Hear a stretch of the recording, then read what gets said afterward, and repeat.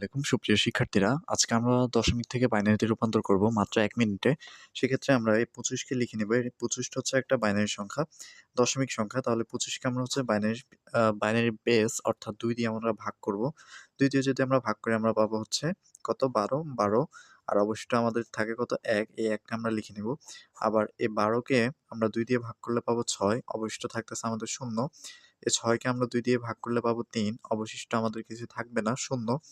এবং ৩ কে যদি আমরা ২ দিয়ে ভাগ করি তাহলে আমাদের অবশিষ্ট থাকবে হচ্ছে ১, অর্থাৎ এই ১ কে আমরা এখানে লিখে নেব। আর ১ কে যেহেতু আমরা ভাগ যায় না, তো আমরা কি করব? এখানে ০ লিখে অবশিষ্ট ১ রাখবো। তো সেক্ষেত্রে আমাদের বাইনারি সংখ্যাটা কত? আমাদের বাইনারি সংখ্যাটা হচ্ছে 25।